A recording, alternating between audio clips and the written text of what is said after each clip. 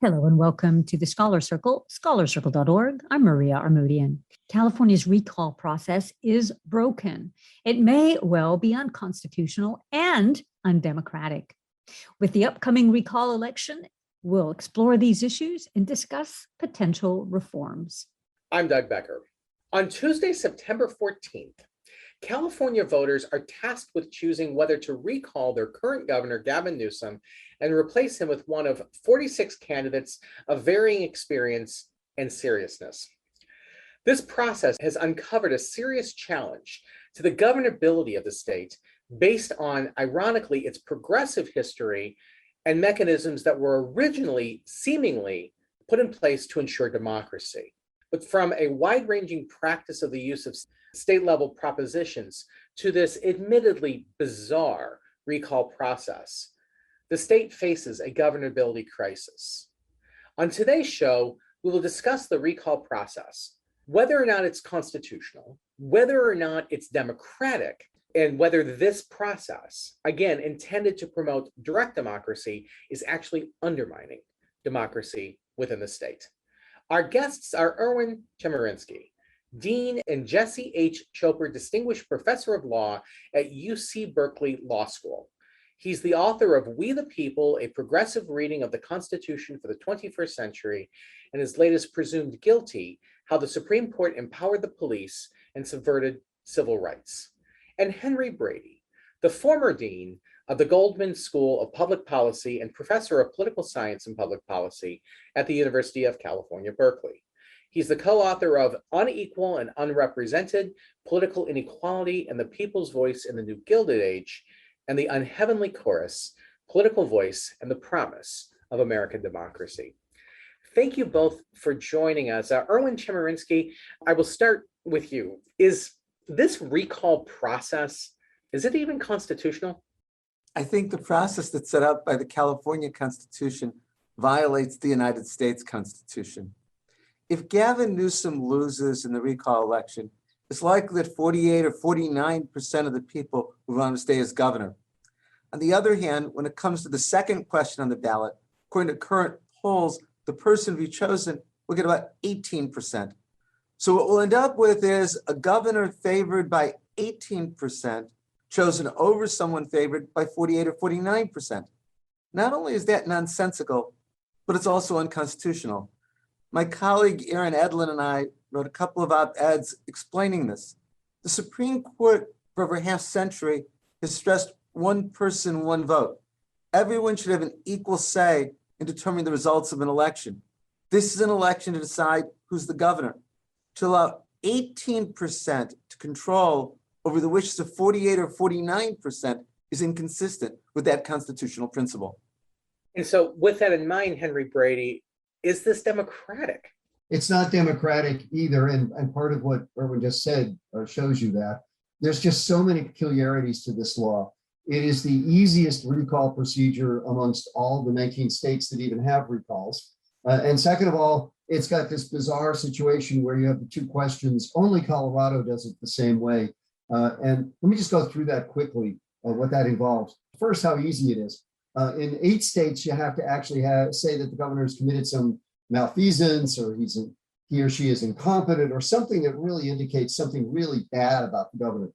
In California, you just have to say, hey, I really don't like the guy. That's really what it amounts to. Second of all, you can do it at any time during the period during which the person is governor. In Michigan, you can't do it in the first year or the last year of the governor's term. And that's essentially to avoid frivolous elections. Third, you actually don't have to get but 12% of the people who voted in the last gubernatorial election.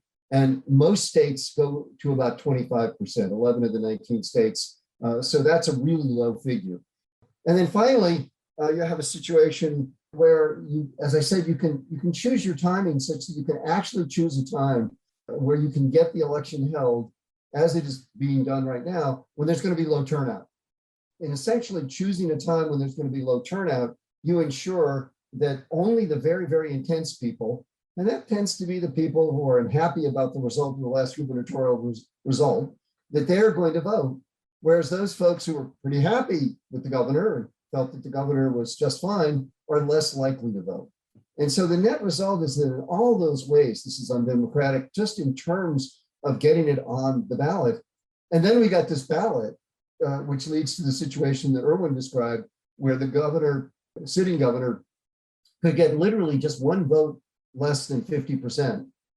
And then the person who wins on the second question could get even less than 18%, could get 10%, 5%, almost anything is possible, but certainly something that one could not consider a Democratic majority. So there's much better ways to do this, and almost every state does it in much better ways. And I can talk more about that if you want to know. But Erwin, my understanding of this recall process was that it has its roots in progressive politics from about 100 years ago. And that California has a number of mechanisms, including the proposition system, that's designed to try to break the power of political elites and return democracy, back to the people. Is that what was intended? And if so, how the process becomes so altered? You're right.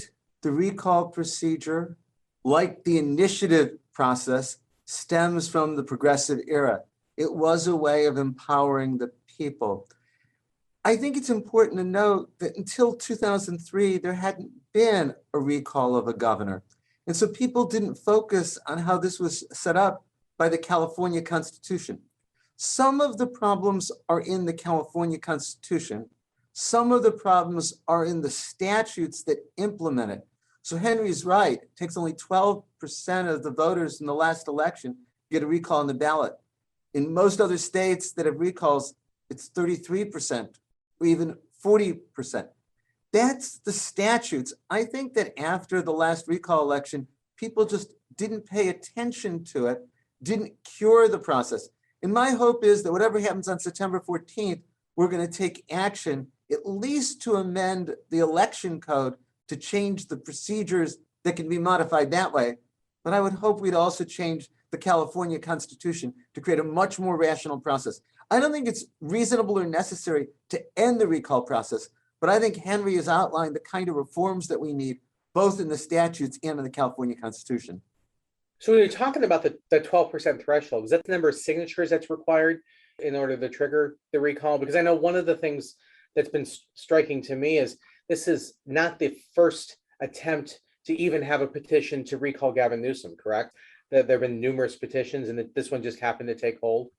Essentially, every governor for decades has had attempts on the part of people to get a recall petition put together. The trouble is, it used to be that it required sort of formal organizing and really sort of people who were truly sort of concerned about what was going on. Now it turns out you can get companies to go and collect signatures for you. And if you actually have a lot of money, you can get a petition put in place, which is essentially what was done in this case. Let me just say what's odd about all this is that the progressive era reforms were put in place because of the concern about the railroads in California and their tremendous control of the state legislature. In fact, the wonderful novel on this is Frank Norris, The Octopus, which is well worth reading about California and what happened down near Bakersfield.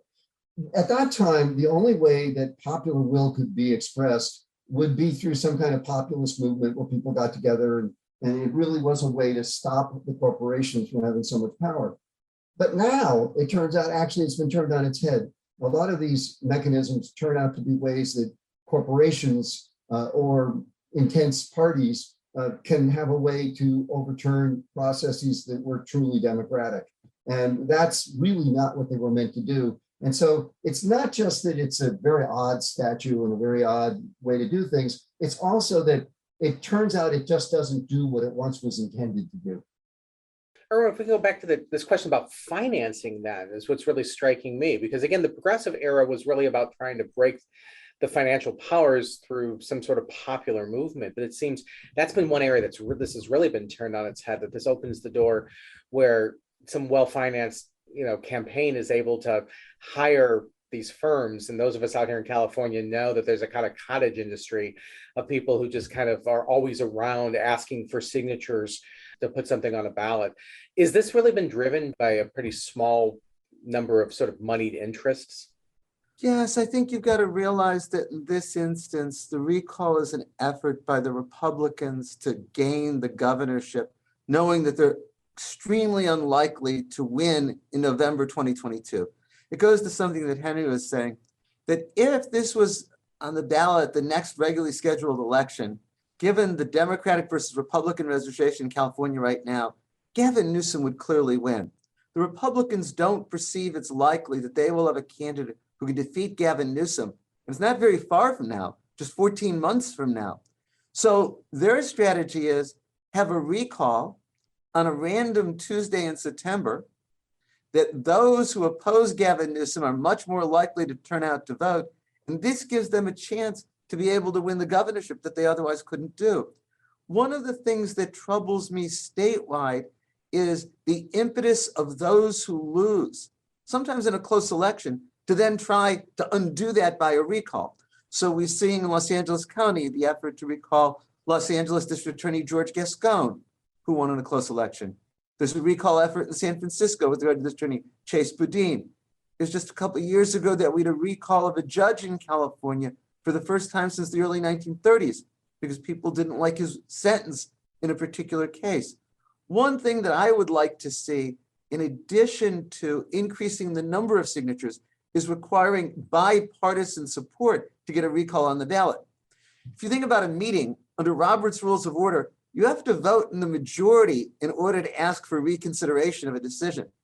It looks like of the signatures that came in for this recall, less than 6% came from registered Democrats. So that becomes kind of second bite of the apple, if you will, a second crack at an election, and at a time when we as a country have been wrestling with, relitigating the last election constantly as opposed to looking forward. Is this kind of a logical extension of some of these other broader national trends? Henry Brady, I'll ask you. I think it's part of what we're seeing, which is that in all sorts of different arenas, and sadly, it's the Republican Party that has decided that it often can't win a majority, and therefore it has to find ways to suppress majorities. There's actually a stream of thought within the Republican Party that argues this is really a good thing.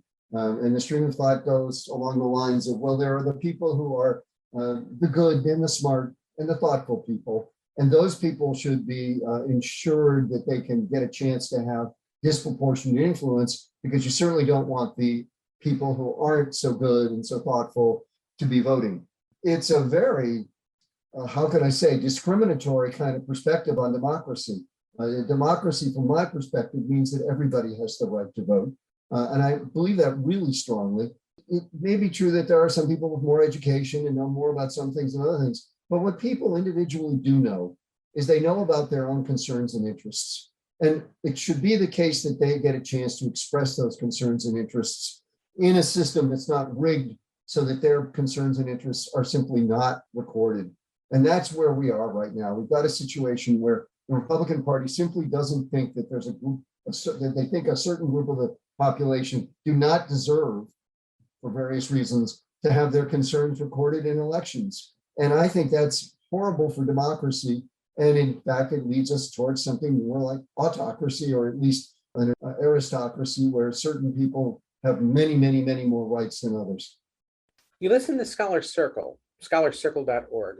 We're discussing the California recall election, the statutes and the constitutional provisions within the state, and whether it is constitutional and whether it's democratic. Our guests are Erwin Chemerinsky of the UC Berkeley School of Law and Henry Brady of the UC Berkeley School of Public Policy. Now, one thing that's unique, or seemingly unique, and we can get into how other states have done this, but Erwin, I would think that if a governor was recalled, in particular in a state where the lieutenant governor is actually elected independent of the governor, why is there the second question? Why not just the governor's recalled, the lieutenant governor should become governor, right? I think that's exactly right. And I think it would be better to take an amendment of the California Constitution to say, if the governor is recalled, the lieutenant governor takes over. If Gavin Newsom leaves office for any other reason, the lieutenant governor succeeds him. It makes no sense to say, we're going to have an election and simultaneously decide whether to recall him and choose his successor. And the reason that makes no sense is that strong candidates aren't going to want to run not knowing whether the recall is going to succeed or fail. No viable Democrat is on that list. Last time Cruz Bustamante put himself on the list, but it was also political suicide for him to do so, and it became a lesson to Democrats this time around. Cruz Bustamante, by the way, was lieutenant governor at the time.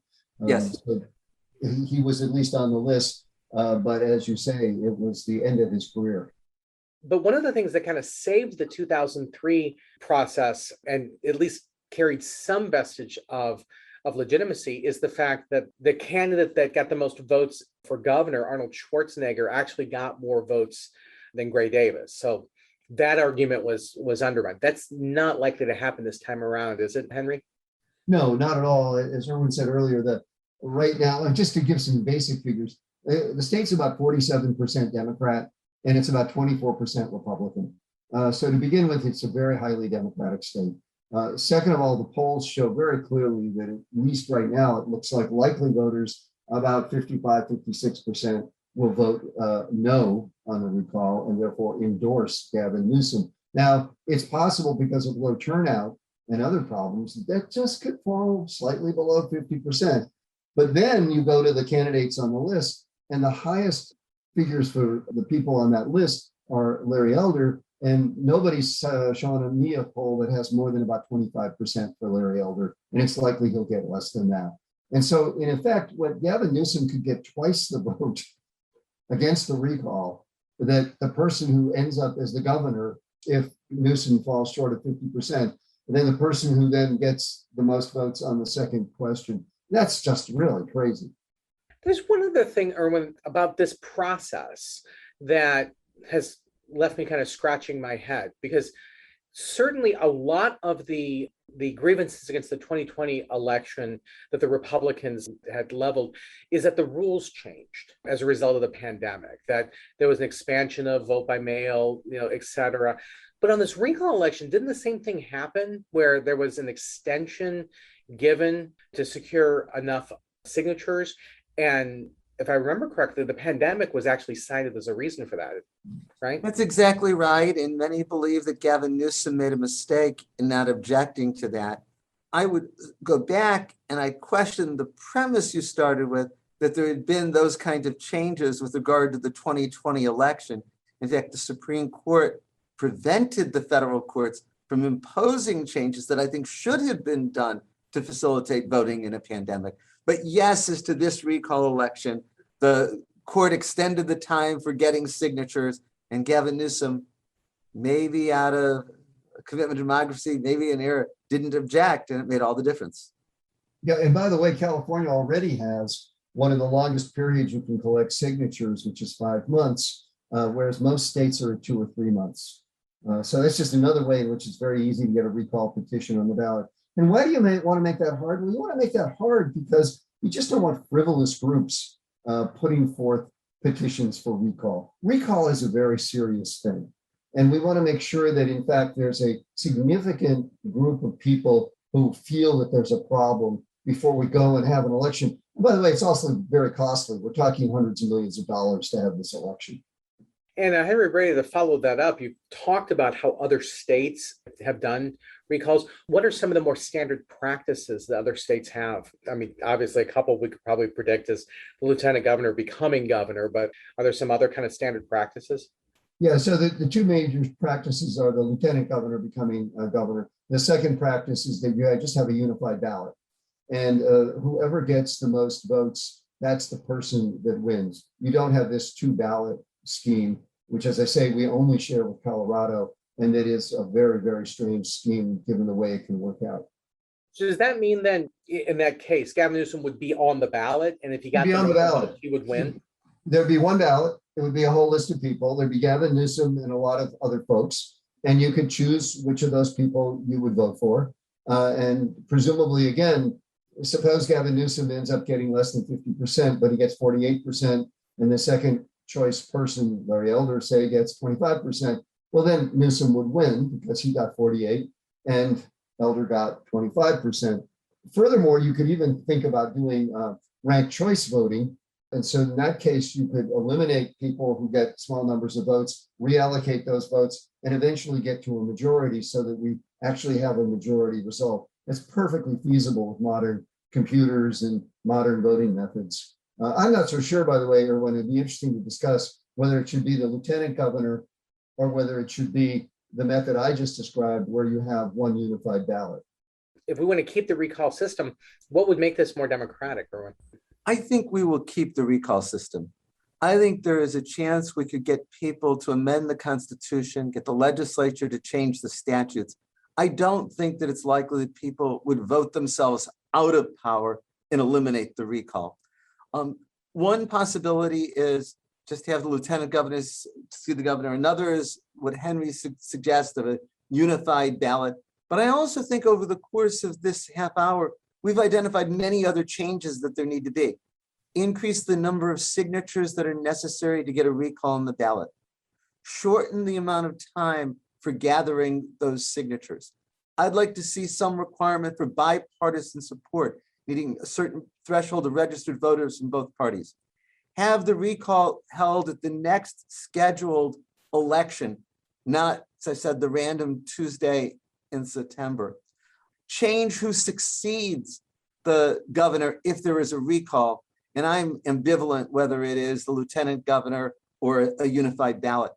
Some of these would take constitutional amendments. Some could be done by statutes. But I hope we all learn a lesson from September 14th. We don't want to go through this process again a year, 2 years, 5 years from now. Last question here, and we referenced this when you said that kind of the more serious candidates, the more experienced candidates, et cetera, would tend to steer clear of this. Most of the main Republican candidates who we anticipate would be the Republican nominee in 2022. So there's a note that we're going to have another election coming up in slightly over a year. Most of them are on the ballot, though, aren't they? But I know from other things I've read is that they're on the ballot, but they really haven't organized much of a campaign. How much is this a huge challenge that the whole process becomes kind of like a circus, where the candidates who are attempting, to run aren't necessarily serious candidates, or has this been much more of an organized, campaign on the part of the Republican Party in an attempt to try to replace Gavin Newsom early? Yeah, I mean, if you want an amusing few hours, read all the bios of the people who are running for the governorship on the second ballot. I mean, some of them are really, it's sort of basically people saying, well, have a nice day. And it's embarrassing for many of those people. It's indeed true that the folks who you might think would be Republican candidates in the next election are running. And I think it's easier for Republicans to run than Democrats. But again, if you had a situation where you had a unified ballot, then obviously the obvious Democrat, which would be the current governor, unless the current governor was so embarrassed by some situation. I mean, we can't imagine a situation in which a governor has done something that we all think is so awful that we really don't want to retain that governor. And if the legislature refuses to impeach the governor, then we would want to have a mechanism where we could rid ourselves of that governor. And so the recall does have a purpose, but it should be based upon fairly severe violations of our trust and of the responsibility that the governor has.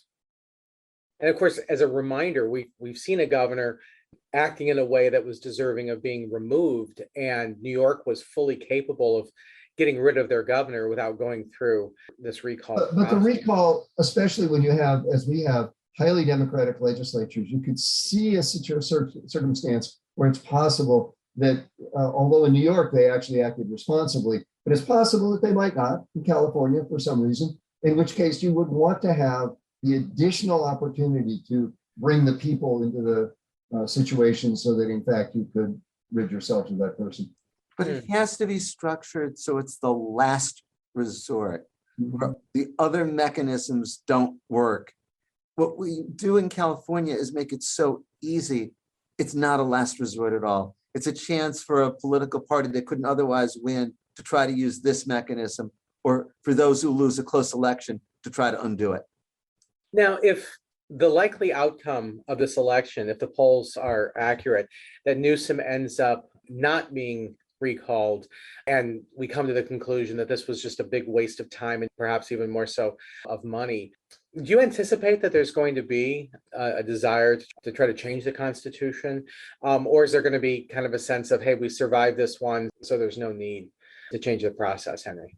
I think there's going to be an attempt. I've been talking to a lot of people around the state about this, and I think there's a lot of folks who are saying, we got to do something about this. There was, by the way, a good New York Times editorial which talked about changing the process here in California. I think absolutely that folks are going to get together and they're going to say, something's got to be done here because this is a bit of an embarrassment.